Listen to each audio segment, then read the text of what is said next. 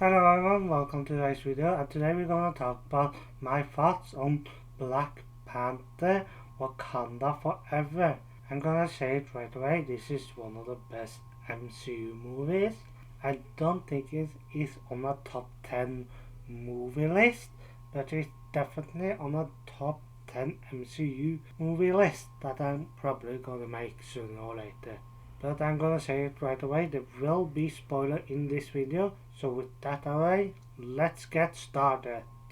The first thing I want to talk about is the story itself. I feel like the story did a really decent job. I like most of the story.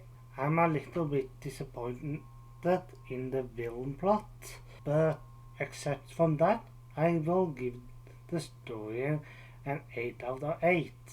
I really understand where most of the characters are coming from, and I like the fact that even though they didn't recast T'Challa, they still made it natural to me to not having him die of some illness in this movie before all the main plot even starts, and that is a big factor of the movie that T'Challa is dead. So again, it felt natural, and the fact that Shuri has problems to become the new Black Panther, take the throne, and deal with her brother's death, I really feel like that is as natural as a sister's reaction as you can get.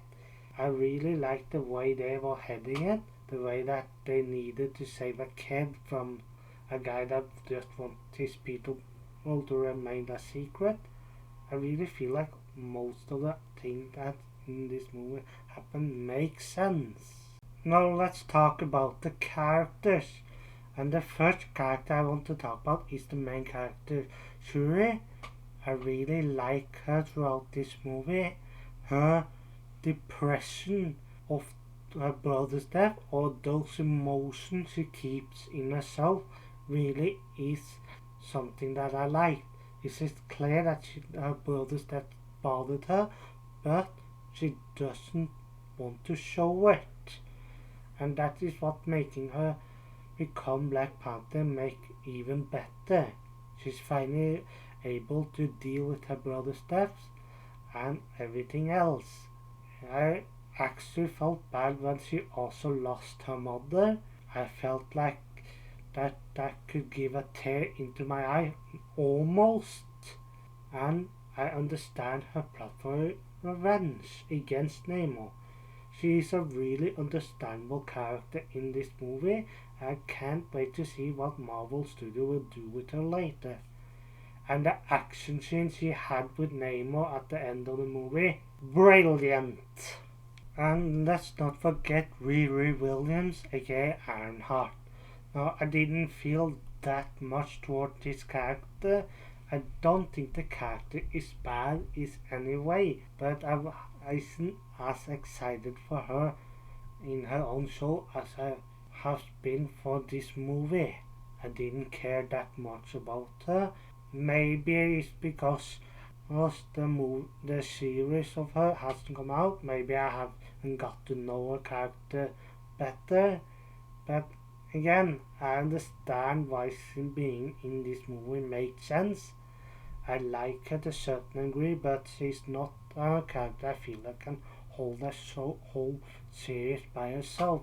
So I'm a little bit interested in what they will do with the upcoming Ironheart show. But as for the character itself, she's meh.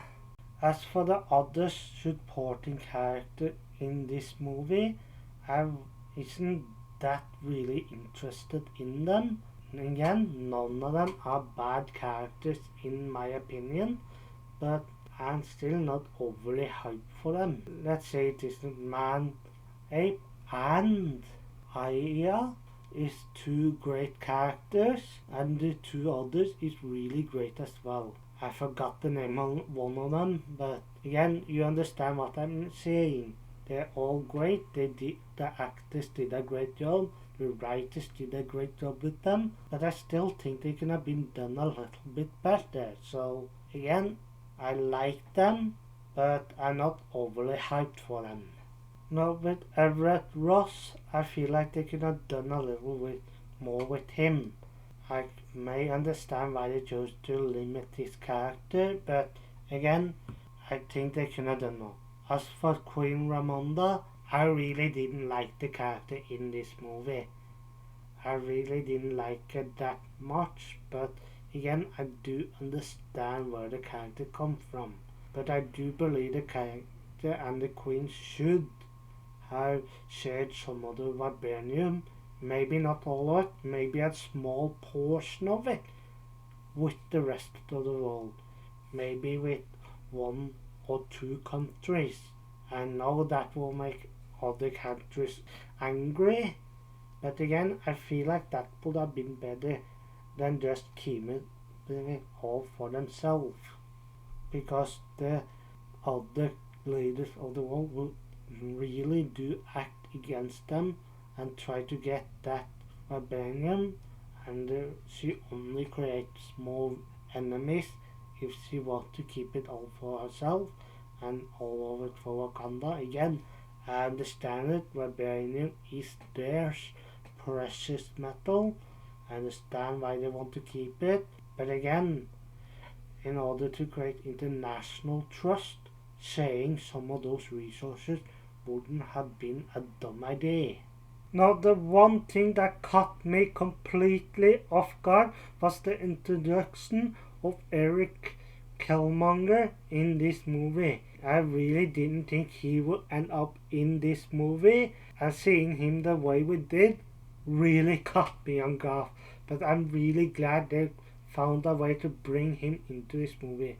I like the actor, I like the character, and if they can do it similarly in maybe Black Panther 3, then I would really love it. Namor was one of the characters I was most skeptic about, because I wasn't sure if I was gonna like the character or not, with him being some sort of Latin American. Okay, I understand they didn't call it Atlantis in Black Panther because of Aquaman, and so I understand why they wanted to make certain changes to the character, being a Latin American and all that, but I have to say it, I love that change. I really didn't think I was gonna like it, but I love it. The only criticism I have about this character is his plan to kill Riri Williams. But again, he is a questionable character, he's a morally questionable character, so I can understand that they're sticking loyal to that part of the character. So again, he loves his people, he will do everything to protect them. The actor did a great job, the writers did a great job, they did this character great. I also heard that he's gonna get his own project, a movie or a TV show. I can't wait for it, and I think it's pretty obvious that will happen. Now, as for 2 other characters that worked under Namor, Atuma and Namora, I like those 2 characters as well, but I'm not that hyped for them either. But again, I think I will like both of the characters more when that Namor project show up. I like Namora. I feel like she was a great and a bit badass character. The same with Atuma. But I actually thought Atuma was going to turn out to be the main villain of the movie. That he was going to betray Namor and try and destroy Wakanda. But I'm actually glad that didn't happen. As for a score of this movie, I would give it an 8 out of 10. Not perfect, has some part it needs to work on, but still a great movie. And that's it for this video. Do you agree with me? Do you disagree with me? Let me know in the comment section down below, and I will hope to see you guys again next time.